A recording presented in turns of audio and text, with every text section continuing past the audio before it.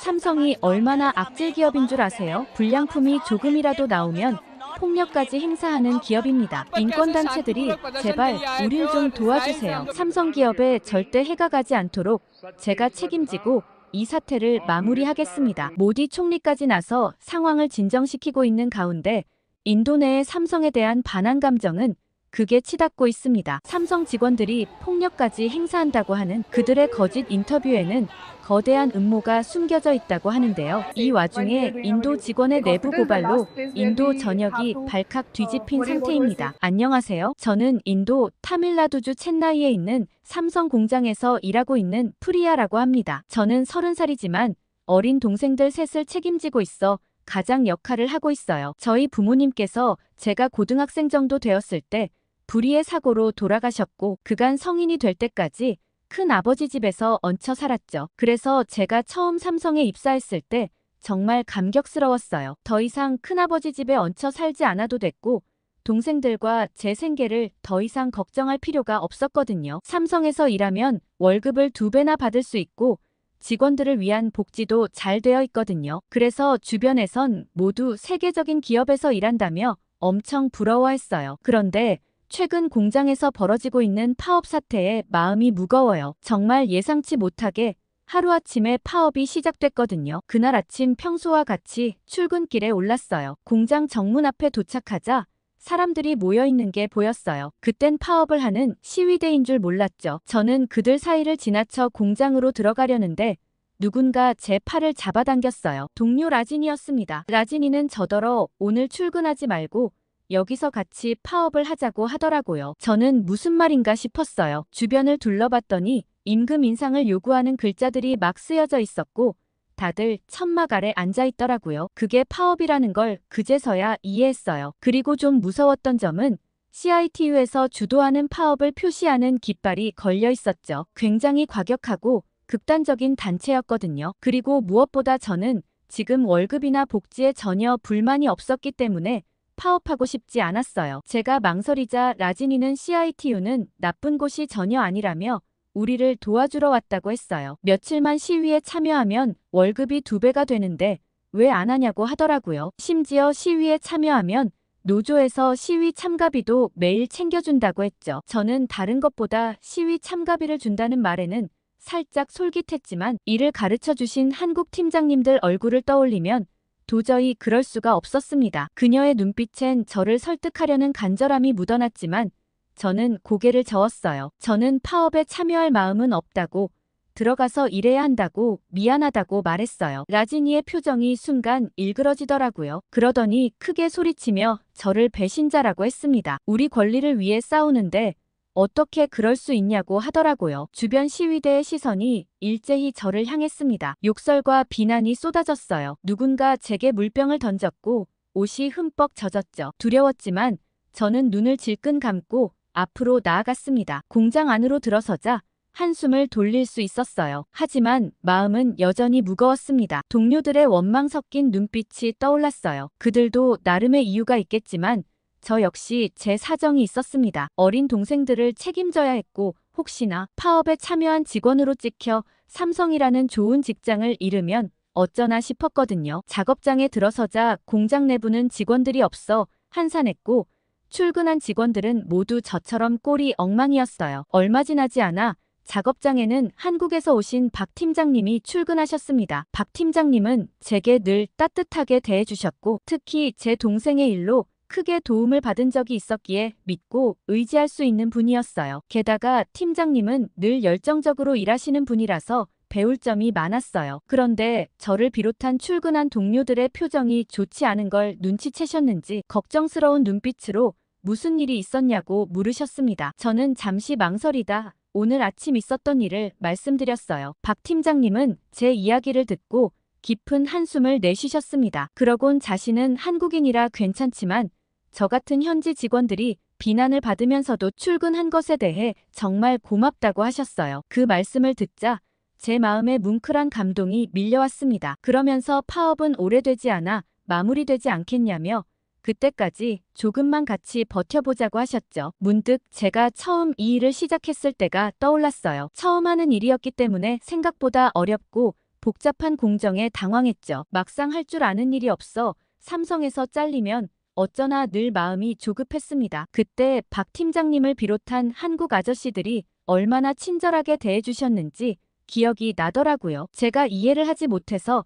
여러 번 반복해서 질문해도 늘 차근차근 도와주셨고, 할당량을 못 맞출 때면 아저씨들이 일을 다 끝내고도 돌아가면서 도와주셨어요. 특히 기억에 남는 건 제가 실수로 불량품을 만들어냈을 때의 일인데, 그때 저는 정말 겁에 질려 있었죠. 하지만 박 팀장님은 화내기는커녕 오히려 저를 위로해 주셨어요. 그리고 어떻게 하면 그런 실수를 줄일 수 있는지 꼼꼼히 알려주셨죠. 그 덕분에 저는 더 열심히 일할 수 있었고 점점 실력도 늘어갔습니다. 박 팀장님을 비롯한 한국 아저씨들은 늘 저를 딸처럼 대해주셨어요. 게다가 한국에 다녀오실 때면 꼭 과자를 선물로 가져오셨죠. 그 중에서도 저는 새우깡이 제일 맛있더라고요. 아무튼 한국 아저씨들은 말은 많지 않으셨지만 모르거나 어려운 일이 있을 때면 늘 힘이 되어주셨습니다. 그래서 저도 아저씨들께 힘이 되어야 한다고 생각했죠. 그리고 조금만 버티면 시위가 금방 진정될 거라 생각했습니다. 모디 총리가 나서서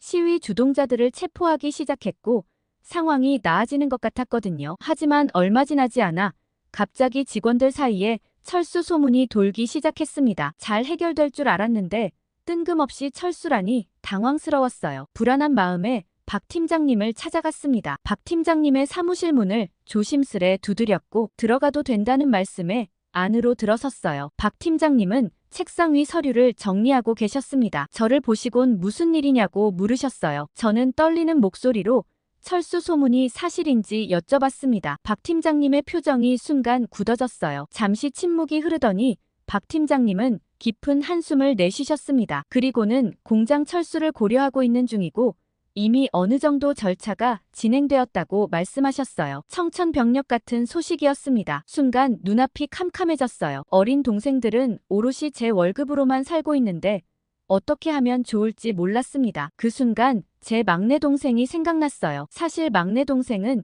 요새 이유도 없이 자주 고열에 시달리거든요. 얼마 전에도 제 막내 동생이 갑자기 고열로 쓰러졌을 때였어요. 당시 저는 너무 놀라 어쩔 줄 몰라 했습니다. 병원에 데려갈 돈도 없었고 어떻게 해야 할지 막막했죠. 그때 생각난 게 회사 의무실이었어요. 직원들을 위한 곳이라는 걸 알았지만 다른 방법이 없었습니다. 동생을 안고 의무실로 달려갔어요. 하지만 의무실 직원들은 냉정하게 직원이 아니면 치료해줄 수 없다고 했습니다. 저는 눈물을 흘리며 애원했어요. 바로 앞에서 아파서 축 늘어진 동생을 보며 제발 조금이라도 봐달라고 했습니다. 돈이 없어서 치료가 어려운데 제발 도와달라고 부탁드렸죠. 하지만 결국 문전박대를 당했고 복도에서 울고 있었어요. 그때 박 팀장님이 지나가다 저를 발견하셨습니다. 상황을 듣고 난 박 팀장님은 즉시 의무실로 들어가셨어요. 의무실 직원들에게 직원의 가족도 가족인데 어떻게 이럴 수 있냐며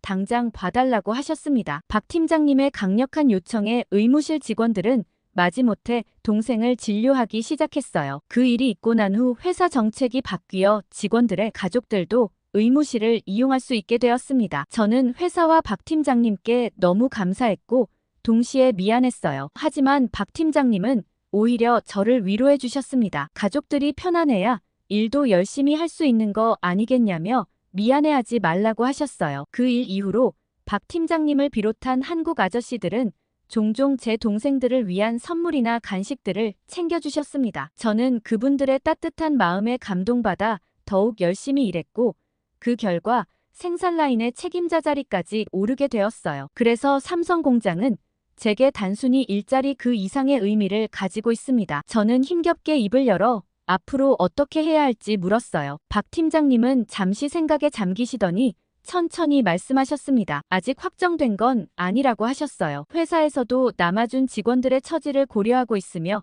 최대한 피해가 가지 않도록 노력하고 있다고 말씀하셨습니다. 박 팀장님의 말씀에 조금은 마음이 놓였지만 여전히 불안한 마음은 가시지 않았어요. 집에 돌아와 동생들의 얼굴을 보니 더욱 마음이 무거워졌습니다. 김 팀장님과의 대화 이후 저는 계속해서 공장 철수에 대한 걱정으로 밤잠을 설쳤어요. 어떻게 해야 할지 고민이 깊어져만 갔습니다. 그러던 중 오랜 친구 아니타와 만나기로 했어요. 아니타는 프랑스계 방산 기업 D사에서 일하고 있었죠. 늘 자신의 직장 자랑을 하던 친구였어요. 급여도 좋고 프랑스 회사라 자유로운 복지 제도도 마음에 든다고 했었죠. 사실 아니타를 만나려던 이유는 그녀의 회사에 자리가 있는지 알아보기 위해서였어요. 하지만 만나자마자 아니타는 한숨부터 내쉬었습니다. 무슨 일인지 물어보니 프랑스 방산업계가 내리막길을 걷고 있다고 하더라고요. 생산량이 급격하게 줄었다고 해요. 아니타의 말에 따르면 작년부터 한국 방산의 생산량을 많이 뺏기기 시작했대요. 특히 최근 한국의 현무5가 등장하고 나서부터는 무기 구매국들이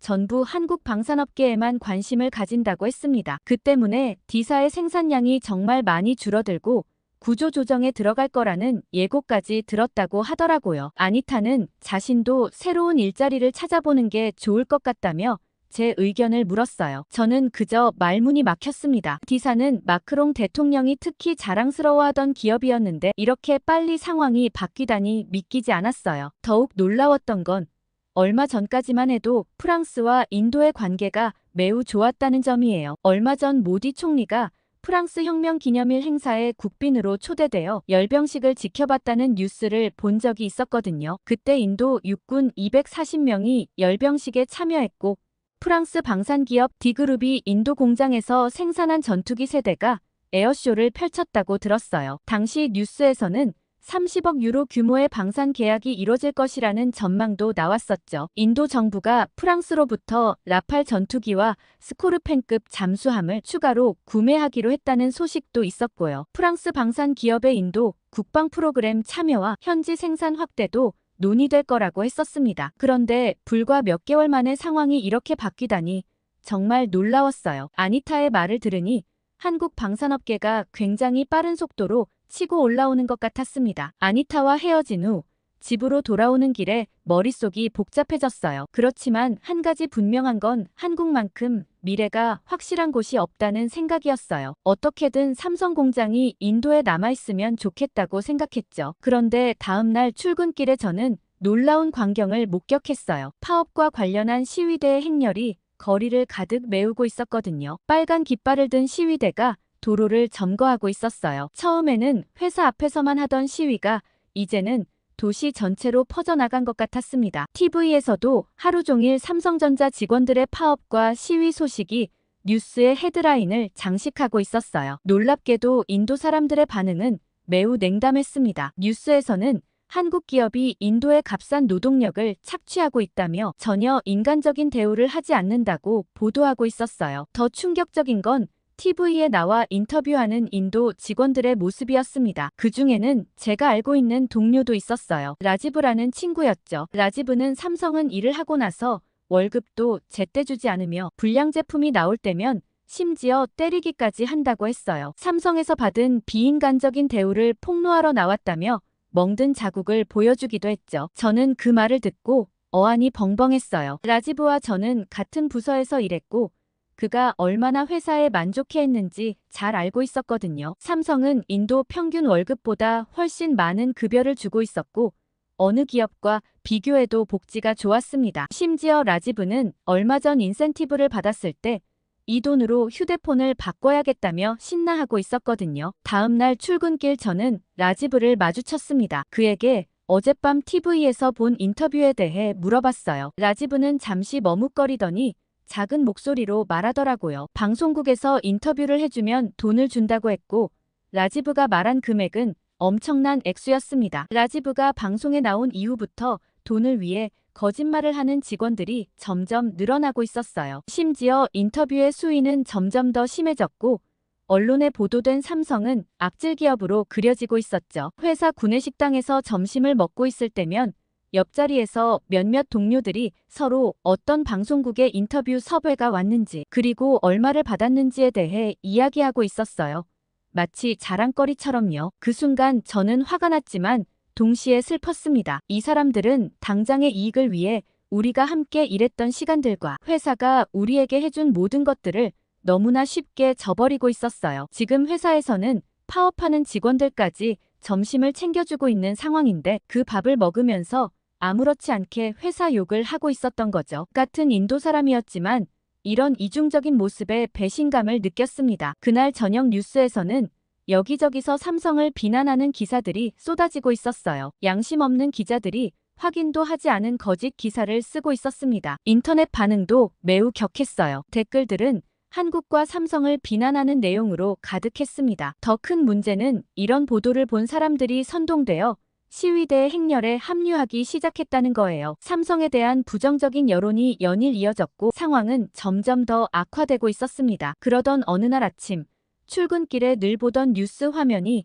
갑자기 바뀌었어요. 모디 총리가 직접 나와 연설을 하고 있었습니다. 총리는 불법 시위에 대해 전쟁을 선포한다고 말했어요. 모두가 거짓 기사에 휩쓸리고 있다며 이를 바로잡겠다고 했죠. 모디 총리의 연설을 들으며 저는 안도감과 동시에 답답함을 느꼈어요. 드디어 정부가 나서서 문제를 해결하려 하고 있다는 점에서는 다행이었지만 왜 이렇게 늦게 나섰는지 이해할 수 없었습니다. 그날 이후로 놀라운 변화가 일어났어요. 인터넷에서 거짓 기사들이 하나둘씩 내려가기 시작했고 거짓 인터뷰를 했던 영상들도 찾아볼 수 없게 되었습니다. 정부에서 직접 나서서 가짜 뉴스를 걸러내기 시작한 거죠. 특히 충격적이었던 건 제가 알고 있던 동료 라지브가 경찰에 연행되는 모습을 TV에서 보게 된 거예요. 뉴스에서는 거짓 인터뷰를 한 사람들을 모두 허위 사실을 유포한 혐의로 구금되었다고 보도하고 있었습니다. 실제로 경찰에 체포될 줄은 몰랐는데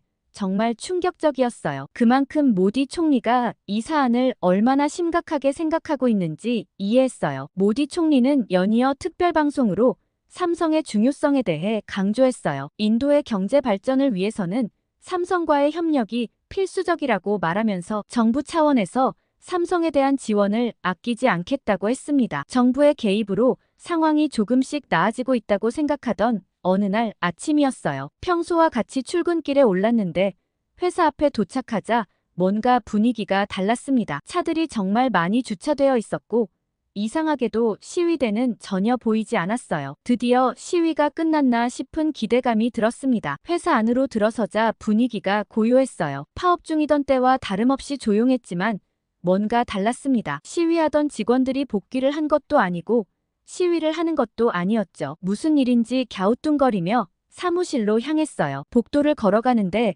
검은 양복을 입은 사람들이 굉장히 많았습니다. 낯선 광경에 어리둥절해하며 동료들에게 물어봤어요. 그들의 대답을 듣고 저는 놀라지 않을 수 없었습니다. 알고 보니 모디 총리가 직접 경제부처 관계자들과 함께 삼성 공장을 방문했다고 해요. 시위하던 직원들은 전부 구금되었고 총리가 직접 와서 상황을 해결하겠다고 약속했다는 거였죠. 모디 총리는 삼성 경영진에게 파업하는 시위대들을 알아서 처리해 줄 테니 제발 인도에 남아달라고 부탁하러 왔다고 했습니다. 이 소식을 들은 직원들은 들떠 있었어요. 다들 우리가 이제 다시 계속 일할 수 있는 거냐며 기대에 찬 목소리로 이야기를 나누고 있었습니다. 저 역시 끝까지 시위에 참가하지 않았던 보람이 있다고 생각했어요. 그런데 문득 걱정이 되는 부분이 있었습니다. 만약 공장이 재가동되면 구금된 사람들의 일자리는 어떻게 되는 걸까요? 그 규모가 워낙 커서 쉽게 해결될 문제가 아닌 것 같았거든요. 제 걱정을 들은 한 동료가 웃으며 말했어요. 삼성에 들어오고 싶어 하는 사람이 얼마나 많은지 잊었냐면서 지금은 원래 월급보다 적게 줘도 들어올 사람이 넘쳐난다고 했습니다. 그 말을 듣고 보니 그럴듯했어요. 실제로 삼성 공장이 처음 들어설 때 엄청난 경쟁률을 뚫고 입사했던 기억이 났거든요. 지금은 그때보다 더 많은 사람들이 일자리를 찾고 있을 테니까요. 동료들은 오히려 당분간 신입 직원들 재교육하느라 더 바빠질 거라며 싱글벙글했어요. 그들의 밝은 표정을 보니 저도 모르게 안도감이 들었습니다. 그런데 갑자기 소란스러운 소리가 들렸어요. 무슨 일인가 싶어 고개를 들어보니 놀랍게도 모디 총리가 직접 우리 작업장을 방문하고 있었습니다. 총리는 우리 한 명 한 명의 얼굴을 유심히 살펴보며 걸어왔어요. 그리고는 우리 앞에 서서 말씀하셨죠. 끝까지 공산주의 세력과 결탁하지 않고 꿋꿋이 자리를 지켜줘서 고맙다고 하셨어요. 최대한 삼성 측의 요구를 수용하고 이 사태를 마무리할 테니 계속해서 협조적으로 일해달라고 부탁하셨습니다. 모디 총리는 불법 시위 주동자들은 국가안보법 위반 혐의로 기소될 예정이라고 밝혔어요. 이는 최대 7년형에 처할 수 있는 중범죄였기 때문에 다들 깜짝 놀랐죠. 이번 사태로 인해 구금된 사람들의 수가 1000명이 넘을 예정이라고 했습니다. 아마 그 중에는 제가 알던 얼굴들도 있을 거예요. 마음이 아팠죠. 그러나 모디 총리는 이렇게 강경 대응을 할 수밖에 없는 것은 외국 기업들에게 인도가 안전한 투자처라는 것을 보여주기 위한 것이라고 했습니다. 인권 단체들의 비난보다 지금은 삼성을 지키는 게 더 중요하다고 했죠. 그런데 이상하게도 총리의 표정이 밝지 않았어요. 뭔가 상황이 잘 해결되지 않는 것 같아 보였죠. 저는 궁금함을 참지 못하고 박 팀장님을 찾아갔습니다. 박 팀장님의 사무실에 들어서자 팀장님은 깊은 한숨을 내쉬셨어요. 그리고는 한국 본사 측의 반응이 좋지 않다고 말씀하셨습니다. 이미 월급을 많이 지급하고 있는데도 요구사항이 너무 많았고 이번이 아니라 다음에 또 언제 이런 일이 생길지 모르는 일이라며 중국에서도 이미 한 번 이런 일을 겪었기 때문에 철수를 고려하고 있다고 하더라고요. 박 팀장님은 자신도 한번 한국에 들어가서 상황을 지켜봐야겠다고 하셨어요. 그 말을 듣는 순간 저는 갑자기 불안감이 밀려왔습니다. 이제 정말 삼성이 철수를 할 것 같다는 생각이 들었거든요. 삼성이 끝까지 남길 바라며 시위에도 참여하지 않고 철야 작업도 꿋꿋이 버텨냈는데 여태까지의 노력이 물거품이 되는 건 아닐까 하는 걱정이 들었어요. 그날 저녁 저는 지친 몸을 이끌고 집으로 향했어요. 하지만 집에 도착하자마자 저를 기다리고 있던 것은 또 다른 시련이었습니다. 현관문을 열자마자 느껴진 무거운 공기에 가슴이 철렁 내려앉았어요. 동생들의 표정이 심상치 않았죠. 방으로 들어가 보니 얼마 전 열이 났던 막내 동생이 또다시 시름시름 앓고 있었습니다. 동생은 한동안 괜찮아졌다가 다시 안 좋아지기를 반복했어요. 회사 소속 의사 선생님이 주신 약을 꾸준히 먹였는데도 소용이 없었죠. 이번엔 정말 심각해 보였어요. 동생의 창백한 얼굴을 보고 있자니 더는 미룰 수 없다는 생각이 들었습니다. 돈이 얼마가 나오든 큰 병원에 가야겠다고 생각했습니다. 저는 즉시 동생을 들쳐안고 근처 큰 병원 응급실로 향했어요. 늦은 밤이라 택시를 잡기도 힘들었지만 어떻게든 병원에 도착했습니다. 하지만 응급실에서 들은 말은 어이가 없었어요. 인도의 의사 선생님은 원인을 알 수 없다는 말만 계속 되풀이했죠. 해줄 수 있는 게 별로 없다고 했습니다. 밤새 응급실에서 동생을 지켜보며 어쩔 줄을 몰랐어요. 부모님께서 마지막 부탁하신 한 가지가 동생들을 잘 돌봐달라는 거였는데 이대로 가다간 동생이 정말 큰일 나는 건 아닐까 하는 두려움이 엄습했습니다. 심지어 도움을 청할 곳이 아무데도 없다는 생각에 절망감마저 들었어요. 새벽 내내 병원에서 동생 곁을 지켰지만 동생의 상태는 여전히 좋지 않았고 내일 출근은 불가능해 보였어요. 고민 끝에 박 팀장님께 연락을 드리기로 했습니다. 떨리는 손으로 전화를 걸었어요. 늦은 시간임에도 불구하고 박 팀장님은 금방 전화를 받으셨습니다. 제 상황을 설명드리자 팀장님은 걱정스러운 목소리로 동생의 상태를 자세히 물어보셨어요. 박 팀장님은 제 말을 주의 깊게 들으시더니 갑자기 병원 의사와도 통화를 하고 싶다고 하셨어요. 저는 놀랐지만 의사에게 전화를 건네드렸습니다. 박 팀장님은 의사와 한참 동안 이야기를 나누셨어요. 그리고 박 팀장님은 제게 걱정하지 말고 동생을 돌보라고 하셨어요. 회사 일은 당분간 신경 쓰지 말고 동생의 건강에만 집중하라고 말씀해 주셨죠. 그 말을 듣는 순간 눈물이 왈칵 쏟아질 것만 같았어요. 병원에서 다음날 내내 수액을 맞고 동생은 일단 진정된 것 같았어요. 열이 내린 것만 해도 정말 다행이라고 생각했죠. 하지만 마음 한구석에는 여전히 불안감이 자리 잡고 있었습니다. 언제 다시 아플지 모른다는 생각에 출근하면서도 마음이 편치 않았어요. 최근엔 열이 나는 빈도가 점점 더 잦아지고 있었거든요. 회사에 출근하자마자 한국 아저씨들이 모여 있었고 아저씨들은 저를 불렀습니다. 박 팀장님에게 동생의 상황을 들었다며 걱정스러운 표정으로 무슨 일인지 물어보셨어요. 동생이 원인 불명의 병에 걸린 것 같은데 인도에서는 해결이 안 된다는 얘기를 들었다고 하시면서 말이에요. 그 순간 참으려 했던 눈물이 터져버렸습니다. 사실 이 일을 누구에게도 말하지 못하고 혼자서 가장으로서 동생들을 돌봐왔는데 아저씨들의 따뜻한 관심이 마치 아버지의 품 같아 눈물이 멈추질 않았어요. 아저씨들은 저를 다정하게 달래주셨어요. 제겐 이렇게 고민을 나눌 어른이 없었는데 아저씨들의 위로에 긴장이 풀렸죠. 한참 제 얘기를 들어주시더니 갑자기 봉투 하나를 건네셨습니다. 아저씨들이 모은 돈이라고 하시면서요. 봉투를 열어보니 어마어마한 액수의 달러가 들어있었어요. 놀라는 저를 보며 아저씨들은 설명해 주셨어요. 이번에 박 팀장님이 한국에 들어갈 때 저도 같이 가서 동생의 병원 진료를 받아보라고 하셨습니다. 한국의 의료 기술이라면 원인을 찾을 수 있을지도 모른다고 하시면서요. 더 놀라운 건 박 팀장님이 이미 모든 걸 준비해 두셨다는 거예요. 휴가도 미리 빼놓으셨다고 했습니다. 아저씨들은 십시일반 모은 돈이라 많지 않지만 한국 다녀올 비용과 동생 진료비 정도는 충분할 거라고 하셨어요. 저는 어떻게 해야 할지 몰라 그저 멍하니 서 있었습니다. 그러자 아저씨 한 분이 제 어깨를 토닥이며 말씀하셨어요. 하루에 8시간씩 같이 일하는 사이면 가족보다 더 많이 보는 사이 아니냐고요. 우린 가족이라고 얘기하셨어요.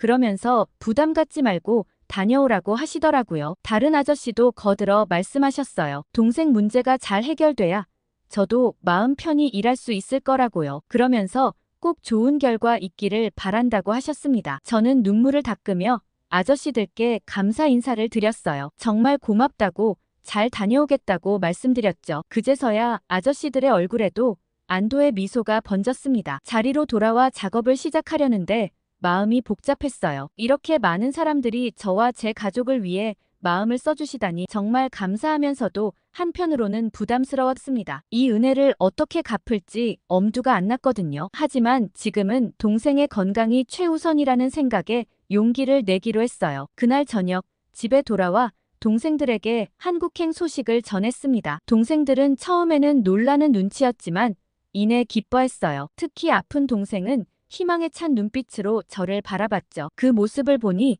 꼭 좋은 결과를 얻어와야겠다는 결심이 더욱 굳건해졌습니다. 한국행을 준비하면서 마음은 설레면서도 한편으로는 불안했어요. 낯선 나라에 가는 것도 처음이고 병원에서 어떤 결과를 듣게 될지도 모르는 일이었으니까요. 게다가 박 팀장님은 인도 공장 철수를 의논하러 한국에 가는 거였으니 이 결과에 따라 제가 실직자가 될 수도 있는 일이니까요. 하지만 박 팀장님과 아저씨들의 따뜻한 마음을 생각하면 힘이 났습니다. 출발 전날 박 팀장님과 잠시 얘기를 나눌 기회가 있었어요. 박 팀장님은 공장 철수를 만약 진행하게 되더라도 성실하게 일했던 직원들의 일자리는 모두 연결시켜주고 갈 예정이니 그 부분은 걱정하지 말라고 했어요. 마지막까지 의리를 지키는 모습에 감동했죠. 삼성 말고 다른 곳에서는 일하고 싶지 않았지만 끝까지 직원들을 챙기려는 태도가 인상적이었습니다. 그리고 팀장님과 대화를 마치고 나오는데